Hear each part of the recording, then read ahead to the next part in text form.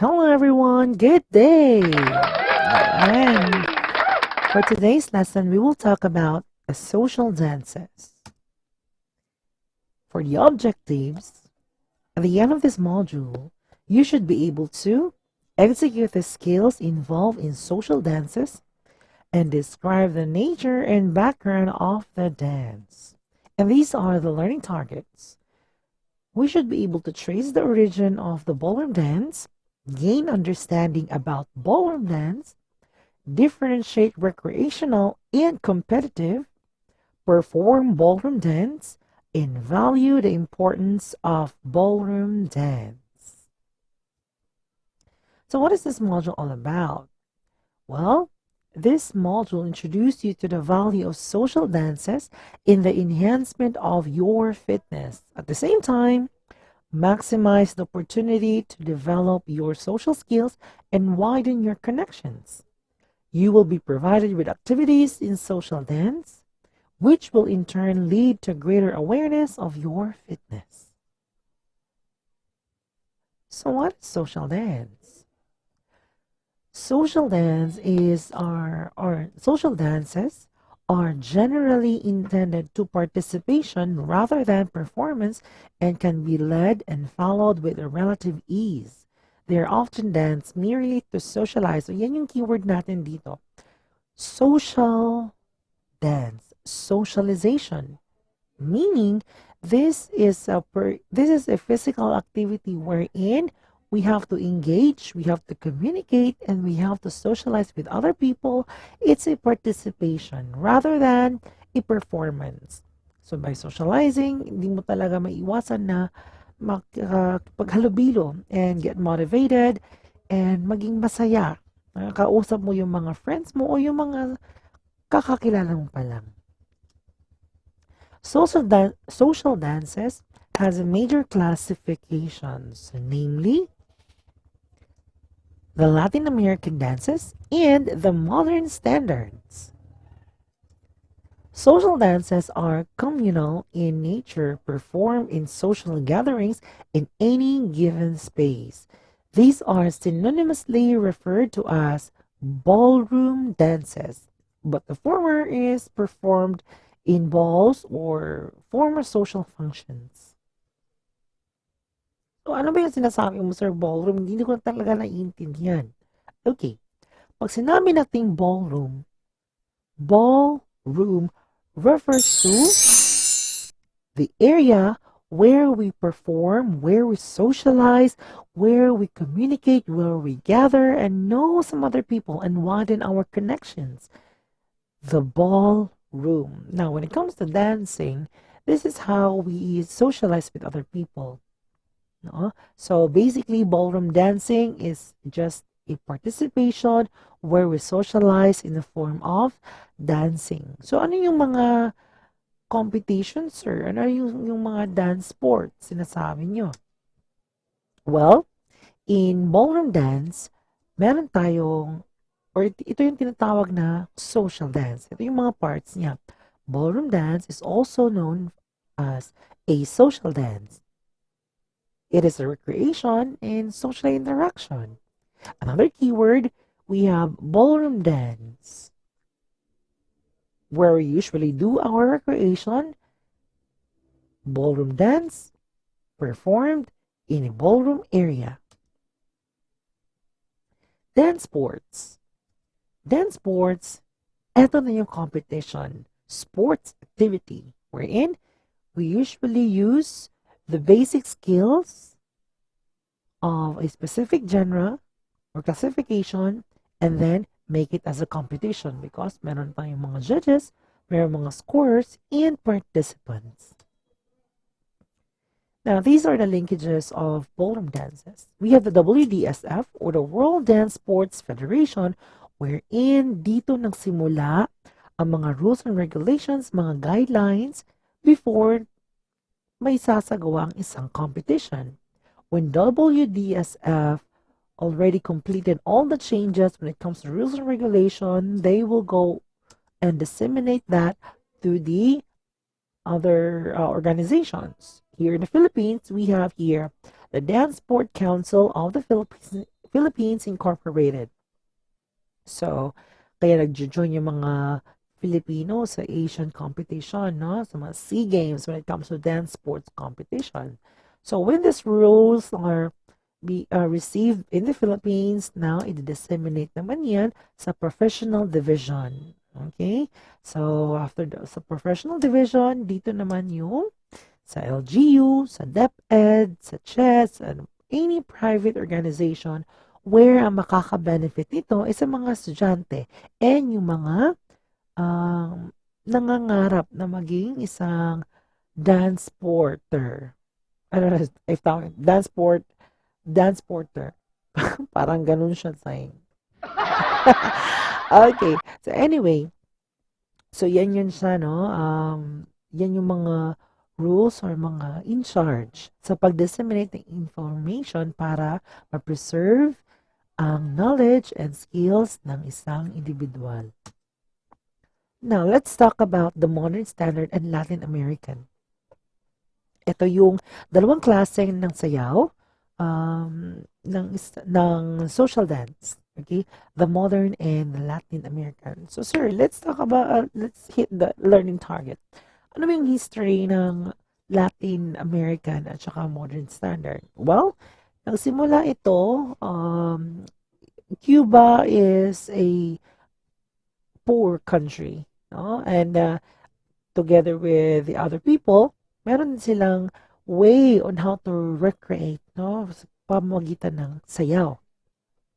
Now, these people, although poor yung country nila, so they migrate into the European country and doon sila nanarbaho. There are different versions of the history of the modern and the Latin American dances, so you can search on that one as well. So, ito na nga, no? Pumunta na yung mga taga-Cuba doon sa European country para manarbaho, no? And these people, some of the Cuban people are working on a kitchen, no? A restaurant where mayroong dong bowl area. Di maiiwasan that the European people, they usually do some social gatherings, panagtapok. Ayan. And silang culture, meron silang gina-practice din. No? They have the waltz.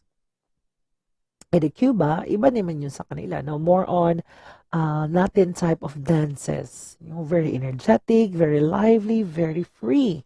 Ayan sila.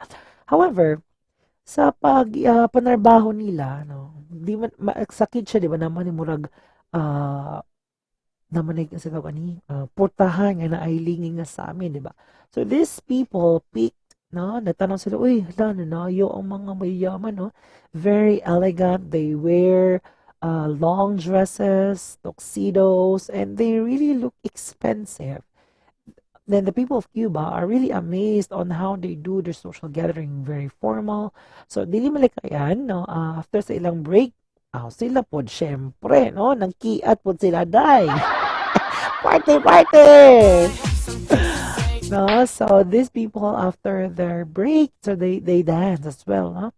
And then the owner of the restaurant saw that these people are also dancing in different way. Wala sila kasama kasi nga break time naman, no? Na-curious yung owner. Sabi niya, anong sayaw yan? And this is a dance for our culture. We just, ano daw, ginawa lang nila yon kasi they feel like they need to relax. So they have to enjoy as well. No? So they are motivated on what they see sa ballroom area. So dito na, they have an exchange of ideas from the Latin dances and the modern standard. So merong mga mixed match. So later on, I will let you hear some of the music from the Latin American dances and the modern standard para ma-differentiate nyo that there is a bit of a taste from one another. Okay? So, yan yung history, no? Gikat sa ilang pagkain gitara, charot. Hantod sa nagka-share na silang mga ideas. Well, there is a birth of different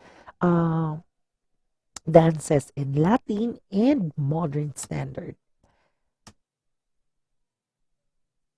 Social or ballroom dances are different from dance sport because The latter is open in nature and are primarily intended to widen one's social horizon for recreation and for fitness as well.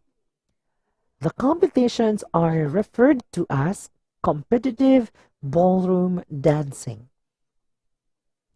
The required athleticism has established rules of different levels of difficulty and is limited to five categories. Only for the Latin category, we have cha cha cha, or some other dances called it cha cha.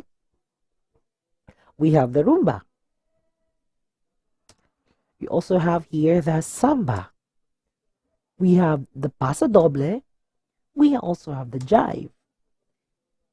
For the standard category, we have the slow waltz or the waltz.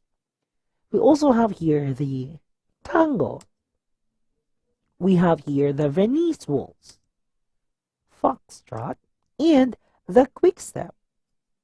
The origin of dances is both the Latin American and modern standard groups might also help in understanding the nature and background of the social and dance mixers. Now, let's talk about Latin American. These are the Latin American dances. We have the salsa, the mambo, the merengue, the swing, the cha-cha-cha, the rumba, jive, the boogie, paso doble. They are called Latin American dances because most of them are from the Latin American countries. So, as if you observe on their costume, it is really revealing, very tight, very sexy. It shows so much expression on their movements. These are the costume for Latin dances. For male, we have here a semi-formal attire with there's a bit of a skin picking on it. And for the female, very daring, very sophisticated, very sexy, very open. It represents the culture of the Cuban people. So, syempre, scarcity sa kuano. Uyamot baya day. So, kuan jud ka na medyo budget jud talaga sa tela. Charot. Ito ay, so, Latin dances distinguish themselves by the costume worn by the performers. Okay, so example, kung makakita kayo ng sa Pohon, there is a contest of dance sports, or if you go to the Robinsons or any other places that merong mga competitions, by just simply looking at their costume, you can easily identify that these dancers will perform Latin American dances because on the costume that they worn, they are somewhat revealing. The keyword there, revealing, somewhat revealing. Tight, fitting, sexy, yet sophisticated in nature. They are also distinguished by the nature of the movements. They are freer and can be performed in closed or open hold. You can see keyword here is free, freer. Hindi masyadong stricto. It is because yun nga, these people will just go jive into the music, enjoy, have fun. That's the culture of the Cuban people. Now, and the Latin American people, they enjoy, hindi masyadong stricto compared sa modern standard. So please remember, for the Latin American dances, the costumes are revealing, sexy, tight-fitting, free in terms of movements. They can perform closed, duol, or open, dili magkadikit. They enjoy, very expressive type of dance. Ito yung mga Latin American dances. In modern standard naman, which is a bit opposite, no? So, syempre, gikan sa European country, and the weather there is really cold. So, that's why they need to wear yung mga matataas, yung mga bagang tela, mga ball gowns, mga tuxedos, because it's part of their culture, it's who they are. So, for the modern standard, the female wear outfits that is almost na nasa may ankle nga ang level. These are the dances sa modern standard. The waltz, the slow waltz, the Viennese waltz, the tango, foxtrot, and the quick step. The modern standard, on the other hand, ito yung keyword ha, formal ankle-length gown for female and coat attire for male. Most of the time, movements in this are restricted to close ballroom position with the partner. Closed position. So if you can see here, if you can see my arrow, yung chest to chest, nose to nose. Charot! Okay, so yan, sa modern standard, kailangan talaga chest to chest throughout the dances. Compared kay modern standard na hindi kailangan close yung position nila. Oh, look at this one. Asa na yun sila? Oh, you know, hindi masyadong close. They can also separate to open, close. Compared kay modern standard na dapat dikit talaga throughout the movement. And by the way, the movement of this of the modern standard in the ballroom area is counterclockwise. Yun na, magtuyok na sila. So, counterclockwise yung ilahang movement. So, sir, mayroong common question. What if magbangga sila, sir? Syempre, laparuhon. Joke lang bitaw. So, syempre, you have to show respect and then say sorry. No, ipakita mo sa gesture that you're sorry nga nag-bump kayo. But it really happens. Meron nga, if you are observing some videos, normally, yung mga funny moments nandun talaga sa hit 1. Hit 1, ito yung round where these people dance for that moment. And then for the hit 2 is another round. So yung sa hit 1, usually ito yung nakikita yung mga funny moments. There is this couple that muntika na silang bangga, okay? And then yung tightness ng distansya from one partner to another is really close. So this couple stop at the same time.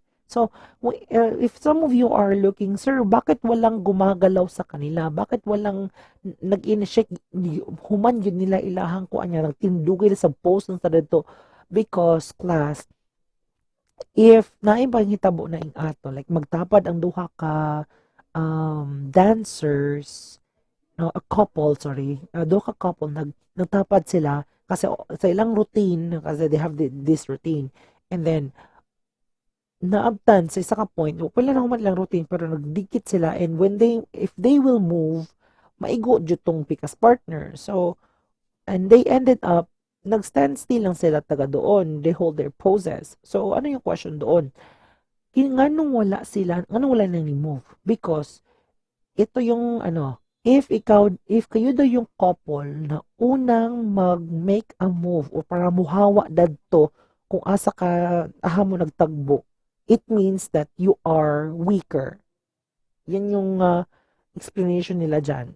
Kasi if ikaw daw yung nag-move, ikaw yung weaker, ikaw yung couple na weaker because ikaw nakaodra. You are standing your ground. So, ako nakaodra hawa diri. Ana ilang mga galawan based on their gestures. So, it ended up na duha sila na wala ng hawa because pataasan sila ng ihi. So, until naabta na lang og hit 2. So, hit 2, naka-adjust na. Wala na ka masyadong ingat. Oh, okay? So, next is, the costumes. And now, let's move on to the ballroom dance music and their characteristics. So, ito yung sinasabi ko kanina that merong mga different, yung mga similarities. Di masyadong pareho, but there are some similarities. Let's start first sa Latin American. Ito tayo sa rumba. Okay. Sa rumba, ang characteristic na rumba, it's more on seduction, sexiness, very sensual. You can see that very sexy sila, even because of the music. It's a slow, quick, slow movement pattern. And para silang they're really intimate. Parang ganun talaga yung term. Sobrang init. But there is no sex going on during the performance. So here we go. Let's hear it.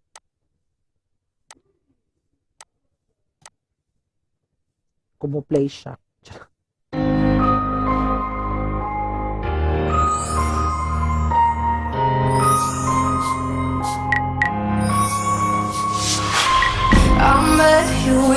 dark. You lit me up. You made me feel as though I was not. We danced the night So away. yan yung We dated too rumba. much. And I held your hair back when you were throwing up. Okay, now let's move on to cha-cha-cha. Now, cha-cha-cha naman, the characteristic of cha-cha-cha, it's a bit jolly, very moderate yung fast beat niya, no? It's like more on enjoying, and the you can hear, please observe, no, please observe the characteristic of the music sa cha-cha-cha. Meron siyang distinct quality sa kanyang music. So if you are just hearing this one and then nakakita kayo ng competition, by hearing all the music, you can identify what category they are competing. So again, let's hear one more time sa rumba.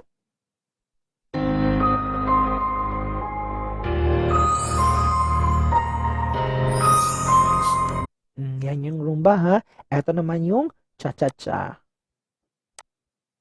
Damn, that white girl got some ass.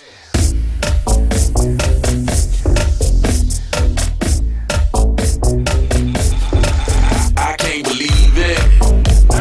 White girl got some ass, I wanna see it. Black girl got an ass, it ain't a secret. Baby, turn around, I wanna see it. Now, let's move on to the next Latin American dance, which is the jive. So, ito namang jive, kung si rumba is more on sensual, si cha-cha-cha naman, it's a bit moderate. Well, jive, si jive, the lupig pa'y mo kirig ni mo day. So, here we go. This is the jive.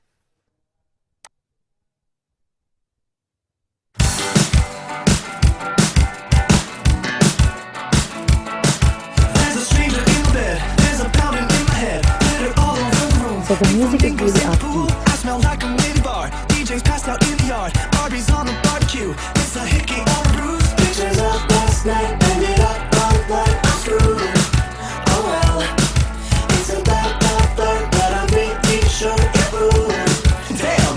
That's Friday night. Can we did some table talk? Still we took too many shots. Think we kissed, but I forgot. That's Friday night. Can we make some Alright, so that was the jive. And eto naman yung samba. So the nature of samba, para siyang, it's a bit wavy yung beat niya. Naga up and down. So yan yung nature ng samba. So here we go.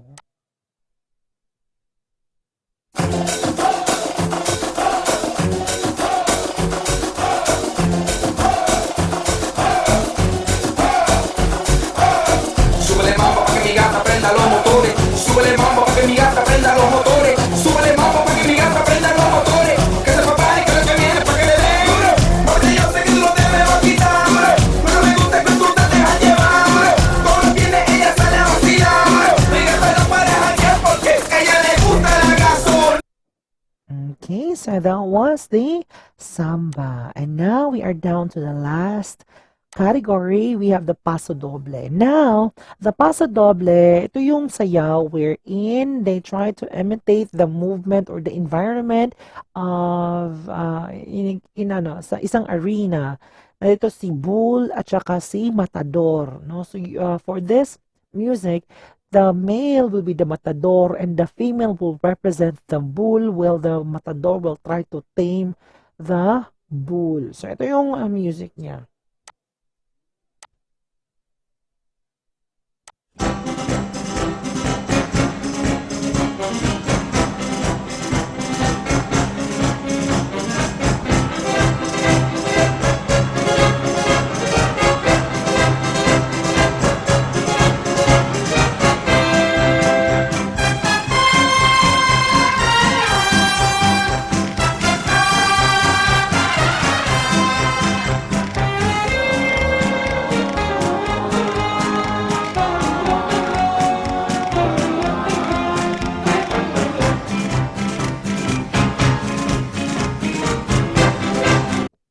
Alright, so that was the paso doble. So let's hear it one more time.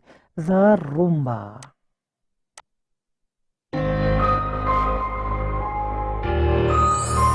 Ayan, so it's all about a sensual music. Next is the cha-cha-cha.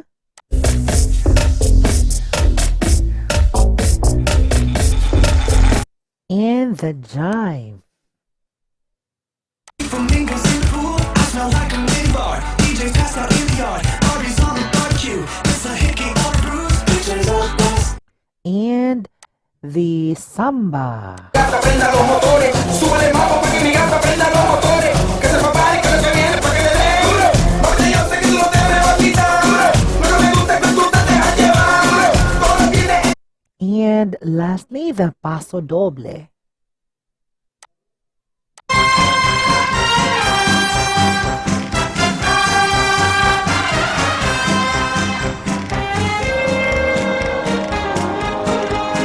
Now, let's move on to the modern standards. Let's start with the waltz or the slow waltz. So remember the counting of waltz? 1, 2, 3, 1, 2, 3. So that's the slow waltz.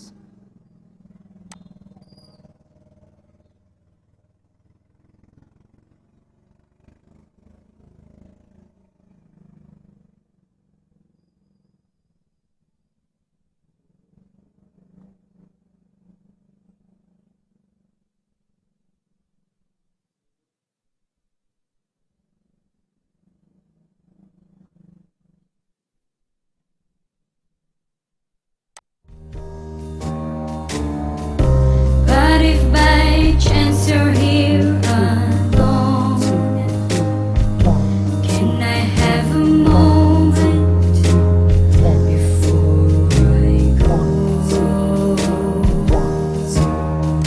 Next is we have the Venice waltz. Venice waltz is a bit faster than the waltz.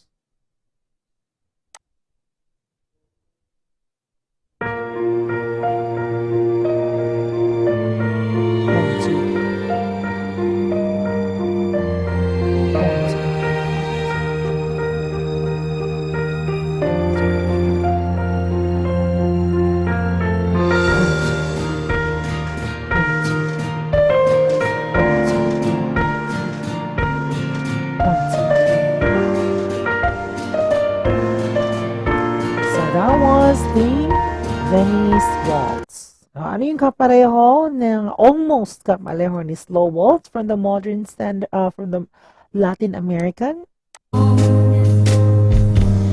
We have here the rumba, correct?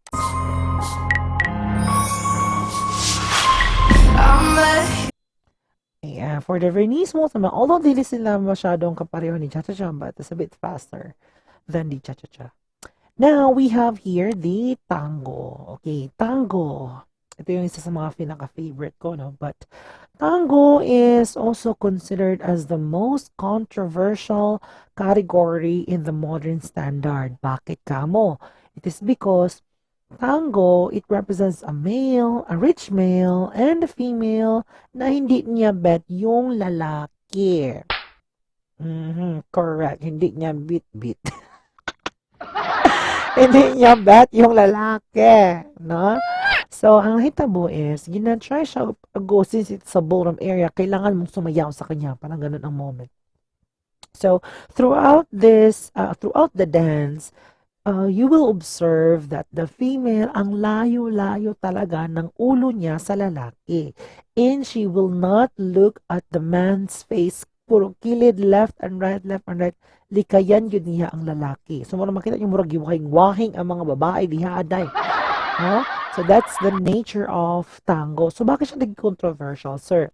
In some of the interpretation of the other people, if ganun daw yung sinasayaw, para daw gina-force ang babae, padulong na gani rapon. So, mo nang kung kay siya, either walaon na daw ang tango or padayon gihapon. So, dagag mga katigi, parang ganun siya. So, let us hear if naabag yun tayo mapaminaw nga intense moment sa tango nga category.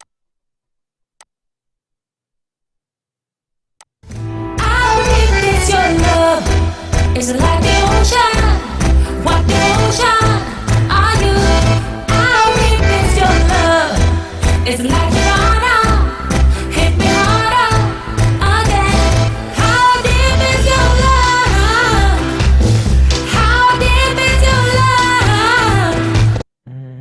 na yung pam, pam. Ano, murag naa gyud siya. Medyo na yung away, parang ganun siya. Pam, pam, pam. Okay, anyway, kung asa na siya, almost similar. The beat niya, I think it's murag duha ako makita diri. Either naa siya kay Jive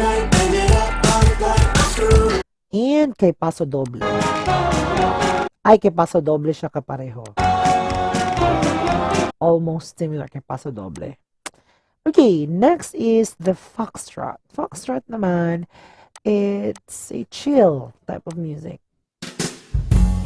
Ayan, parang nandyan ka lang sa Broadway.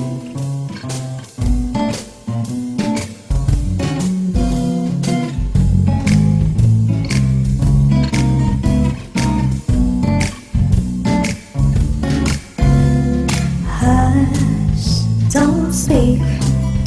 When you speak, you're better keep it shut. I hate it when you. Okay, next and lastly, the quick step. No, quick step in nature nito, parang ang dali-dali lang talagang tingnan kasi parang tumatalon lang yung mga dancers. However, the movement of the steps is really, really difficult. So, good luck. Na? Okay, this is the quick step music. And i-compare nyo anong category sa Latin American dances ang kaparehan niya. Alam niyo na ba? Ano yun? Jive, correct.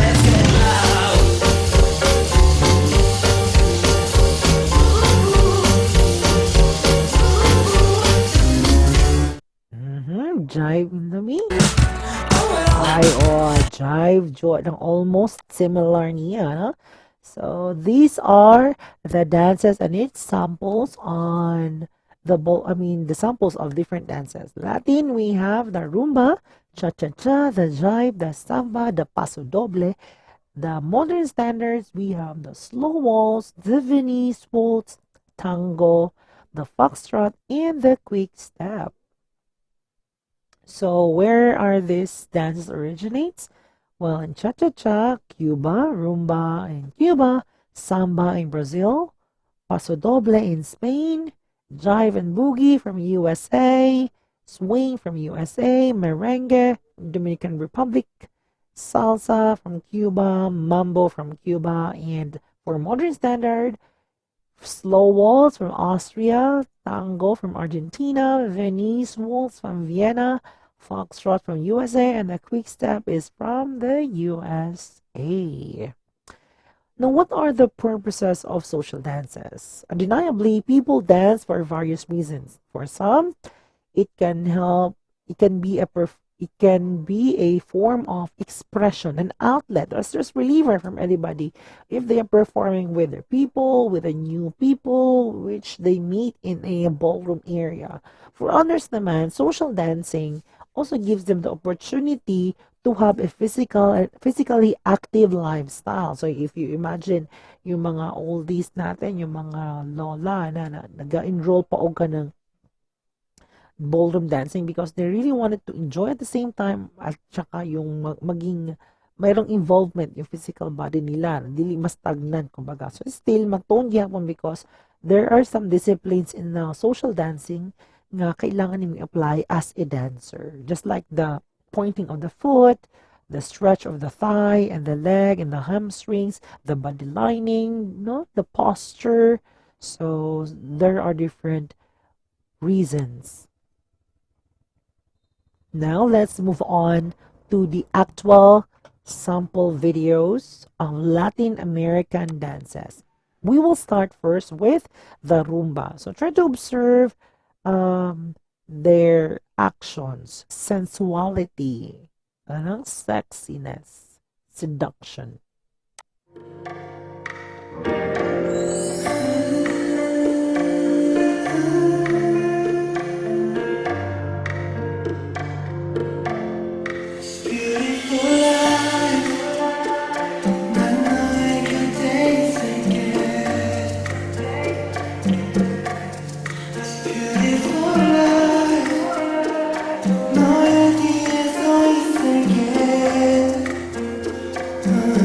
It's a slow, quick, quick, quick action.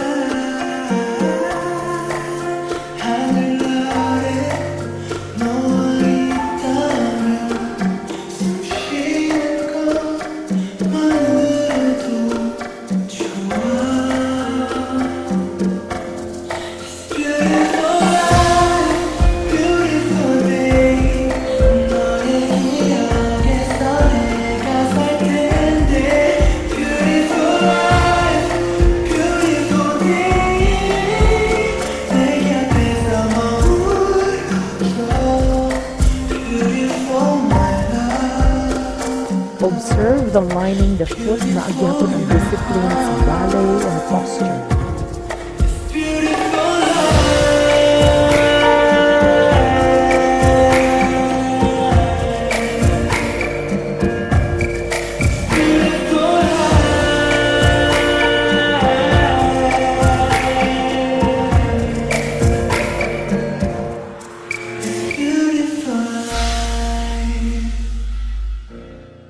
Alright, give it up for Roomba.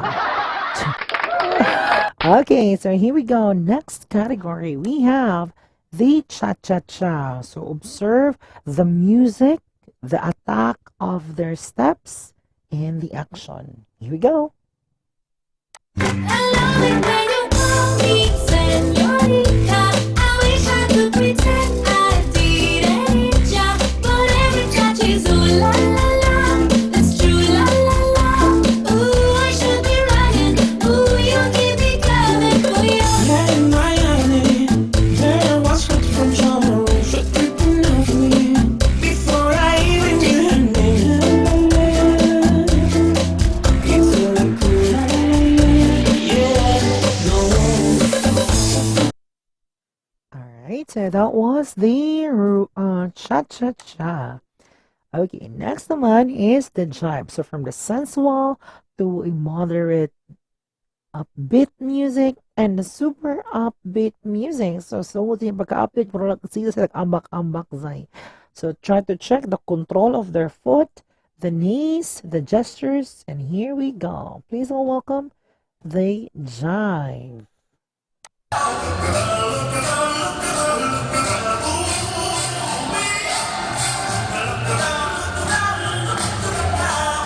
Jive is really playful.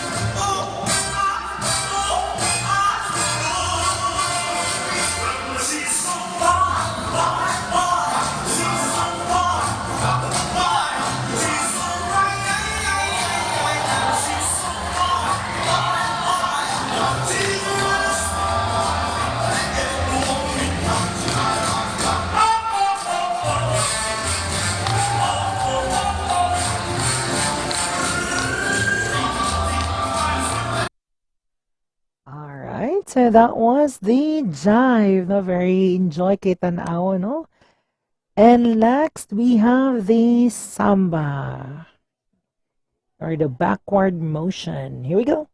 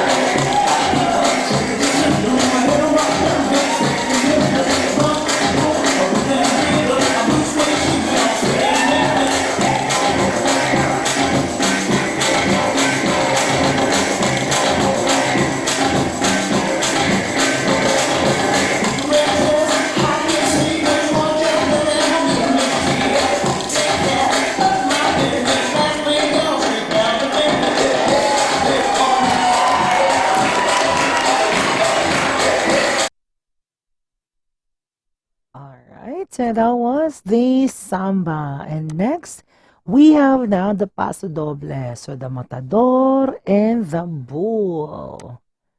Okay, so this video that I will show you is a dance presentation only. So it's not part of competition. It is a dance presentation. So here we go, the paso doble.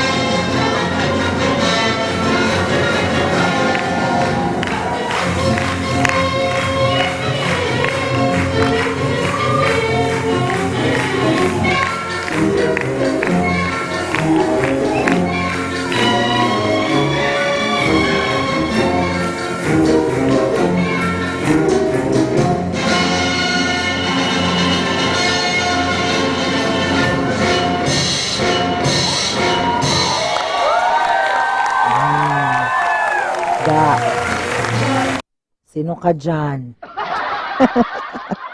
Okay, so that was the Paso Doble. And now, let's move on to the modern standard. So it's a bit more disciplined, more elegant, and here we go. Let's start with the slow waltz or the waltz.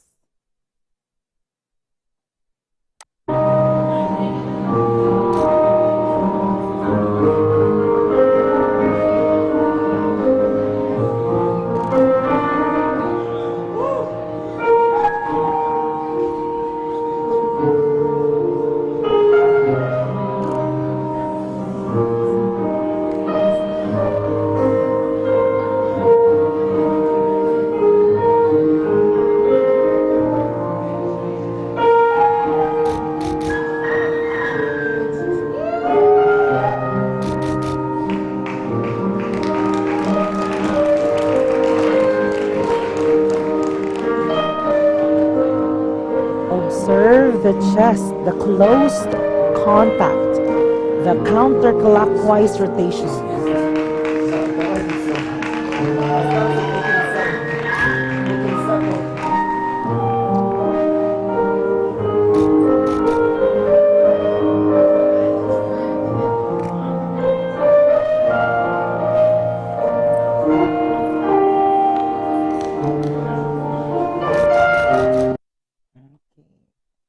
All right, so next style we have the Venice waltz.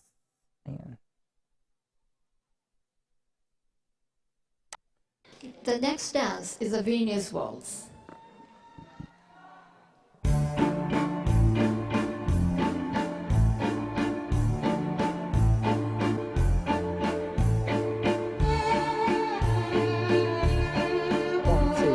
One, two, three, 1, 2, 3, 1, 2, 3, 1, 2, 3. Look at their steps.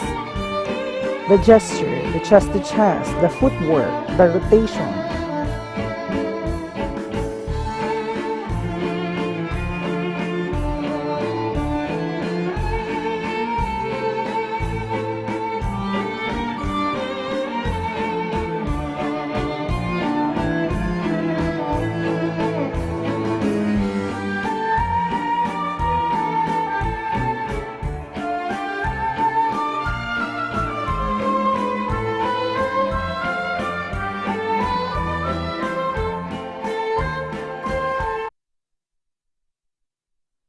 Okay, next we have the foxtrot. Slow foxtrot. Music please.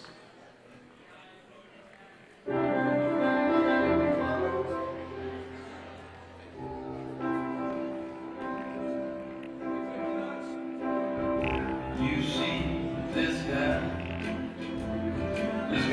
who loves you. Yes, I love who looks at you the way I do. When you smile, I can tell you. Try to observe and check their footwork. I can, I show you. I'm glad I got to know you 'cause I've heard some talk. They say you think I'm fine.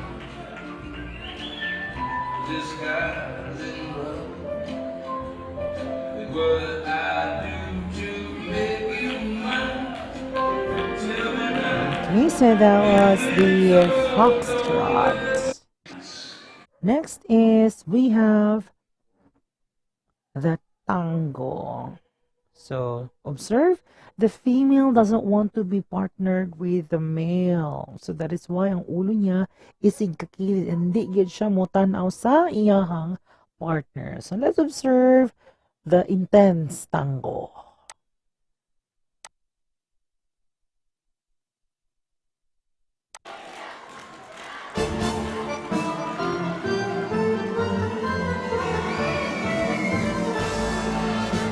Vaga stratan da abbandonato.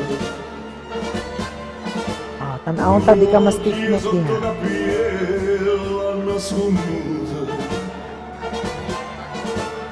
ma linda sacca e valorizzata, la capiscarne stella casa asciutta.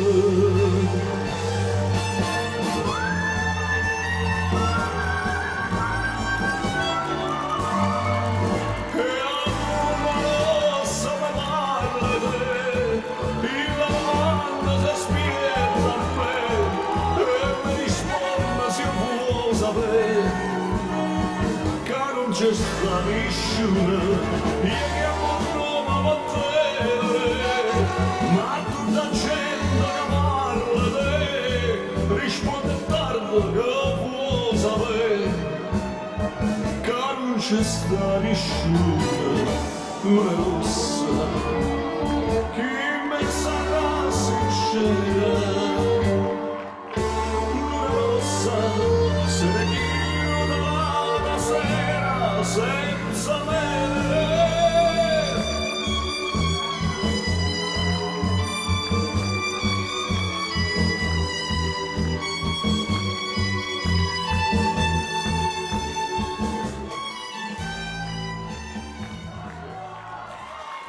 Okay, so sa mga nagsigig hangad diha.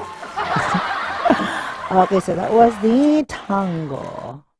Now, let's move on to our last category. We have the quick step. Actually, ito yung dalawa sila yung champion dito. So, quick step. Here we go. Now, check and observe their footwork. How mirrored it is. Grabe ka, how good. Murag isa ka tao ang lihok.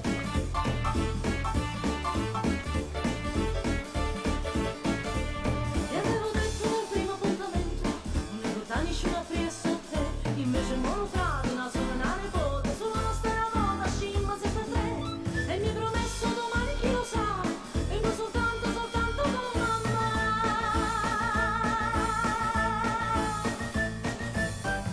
Io e mamma e tu, assieme che tu vedi, noi annanzi e mamma d'arredo, andiamo cinema bellati, cerchiamo ci sbagliato, ma non capire chi la viene ci afferrà.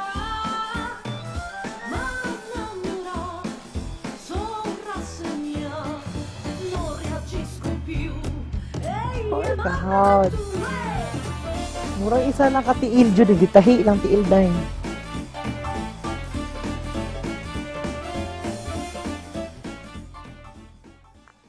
Alright, so that was the quick step and it ended with a curtsy. Thank you. Alright. Okay, so we are done with those examples and now the video that I'm showing you will be a formation, no? Latin American dance formation where you have to perform with other couples. So, kauban lang mo ani. You just have to do a formation and perform the Latin American dances only, no? Walay masagol nga modern standards. So, okay. So, this time, i-check natin kung kamalo ba mo distinguish sa unsa nga sayaw na nila, no? So I will play and you have to take note kung ano yung pagkakasunod-sunod ng mga sayaw. Here we go.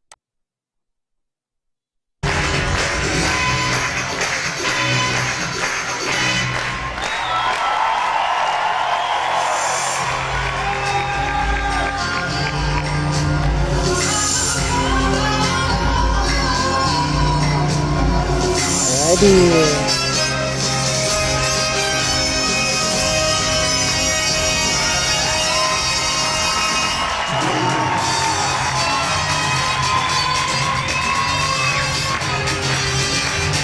Sana, asa mo na asang matugtog.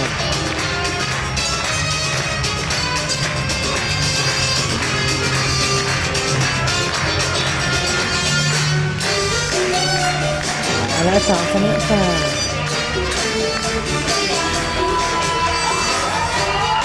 Oops, cha-cha-cha, correct.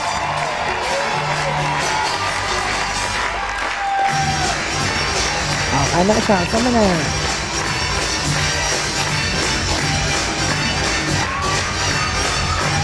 Let's drive. Correct.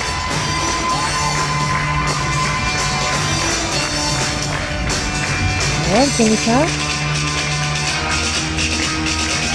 pasa doble, correct?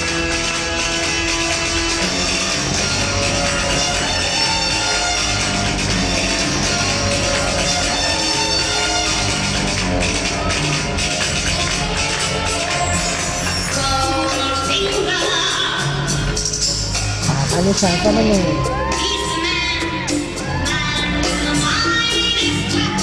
Zumba, correct?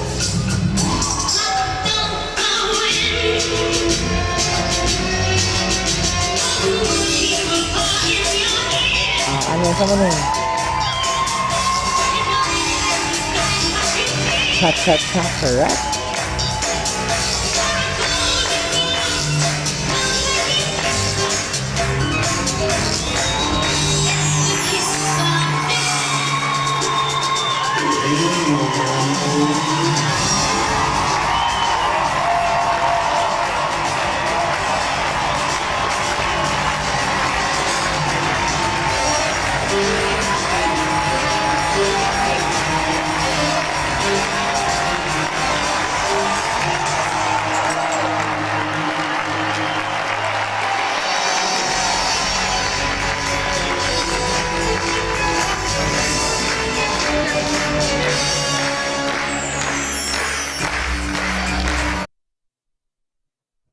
Alright.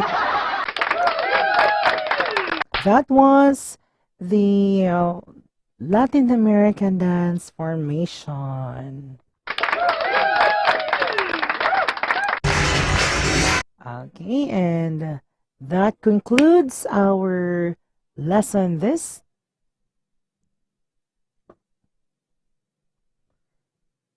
And that concludes our lesson for today. If you have any questions, just place that one on our GC. And I hope you have learned something. Thank you so much for coming and for watching this lesson. Have a great day and class dismissed. Bye.